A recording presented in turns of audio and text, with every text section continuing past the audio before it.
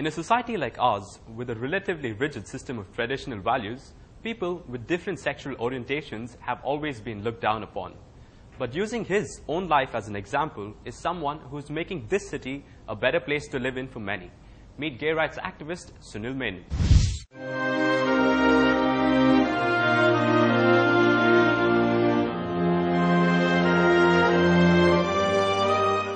For the past 2 decades, personally and professionally, Sunil Menon has been fighting one single cause: awareness on homosexuality and HIV/AIDS.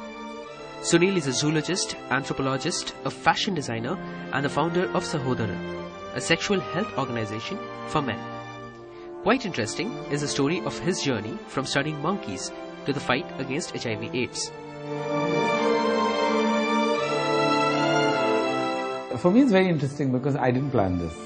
In '92, I was doing my PhD. I was an anthropology research student at Madras University, working towards my PhD degree in primatology. I was studying monkeys. HIV just happened. I met this consultant from WHO who said, I need you to spend more time and assist me on this project.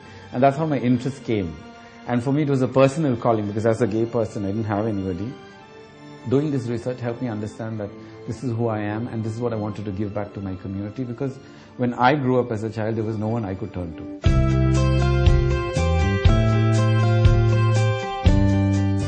But all was not easy in a place like Chennai, which is progressive-minded but still has its traditional roots firmly in place.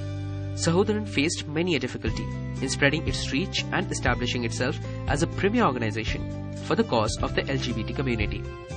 When you do an HIV/AIDS prevention program, just to get a space to run a center, no landlord is willing to give you a space. When you say HIV/AIDS, in those days it was still a big taboo. So forget going to sexuality, just talking about HIV/AIDS. And then beyond that, when we said ours was a center specifically looking at and addressing gay and transgender people, it was even more difficult to get a space. Things were to change for the better, as the government decriminalized homosexuality under the effect of Section 377. Although the debatable decision made many squirm in their seats, Sunil believes that this has definitely empowered the gay community. Of course, it's a sense of relief and it makes it all the more easier for most of us working within HIV/AIDS and looking at sexual health for vulnerable populations like transgender and gay men. So the law really has helped in that sense. Like, there's less stress, there's less fear of being apprehended by law enforcement agencies or being booked under some ridiculous law that says that whatever work we do with HIV/AIDS, especially with my outreach staff carrying condoms on them, we shouldn't be seen as abetting a crime.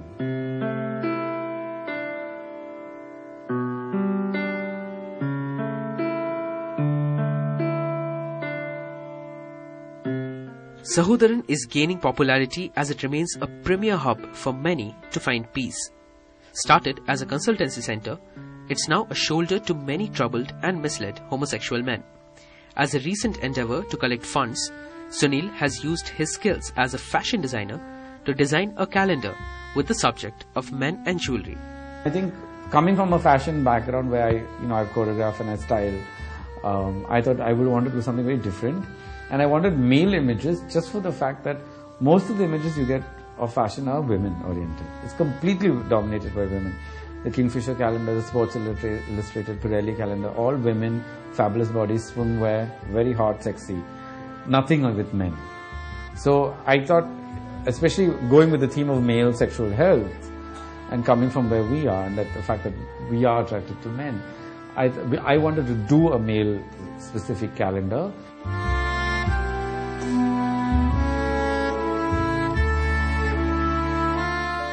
It won't be long before society awakens to what major a role it can play to serve this cause. Although this still remains a debatable topic, men like Sunil are surely making a difference for those who are different.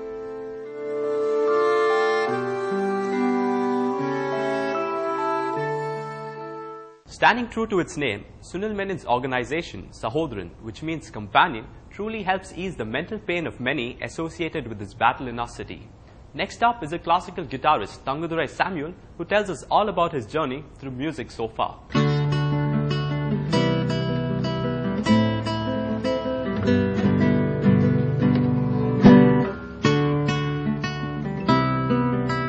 Classical guitarists are a rarity in the Chennai music scene. But one such guitarist has made the city's music fraternity sit up and take notice ever since his foray into the field.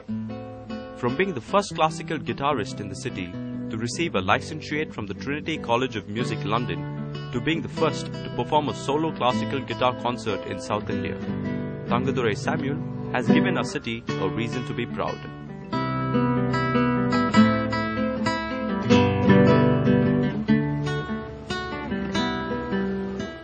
My love for guitar started at a young age.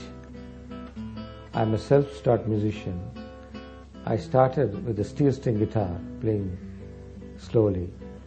Then, after I heard John Williams playing over the radio, I really started liking the music, the way he plays. So I tried to play the same kind of music on the guitar, classical music. Then, with my brother's influence, George Samuel and Manuel Samuel, I started reading music and playing.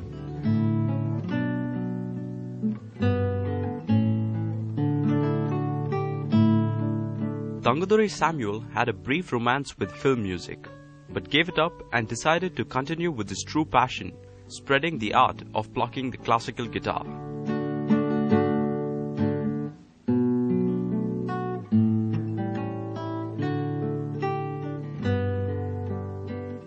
I started playing for films for 5-6 years.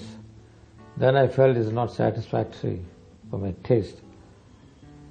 Then I continued my teaching because I want to promote youngsters and make them understand what is classical guitar music and help them to start performing on the stage. Now I have a lot of students performing all over the places and worldwide.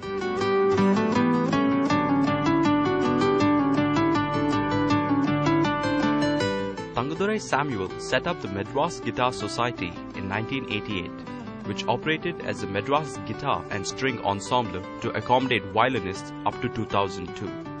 However, the society came upon hard times and had to temporarily halt operations. Due to lack of musicians and sponsors, society had to take a break for a while.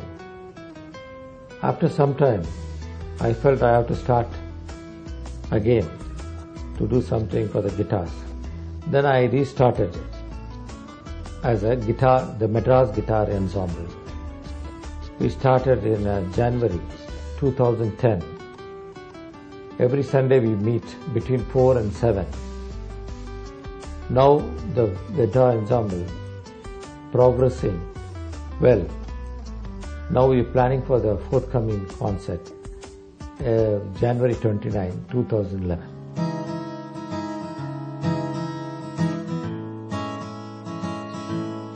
Thangadurai Samuel is in high spirits these days, as recently he was invited to be the only representative from South India on the jury at the Calcutta International Classical Guitar Festival and Competition.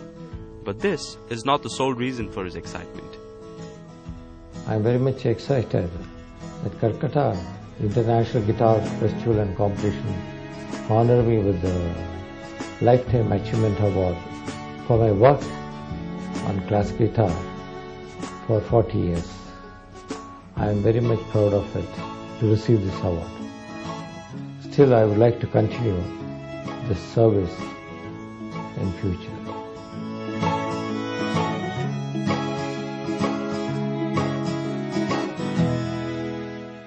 Opportunities for playing the classical guitar are perpetually limited, and most classical guitarists in South India give up without a fight. But thankfully, some like Thangadurai Samuel will keep at it till the end. On the other side, we have Navjeet's World War replica, a Mahindra CJ3B.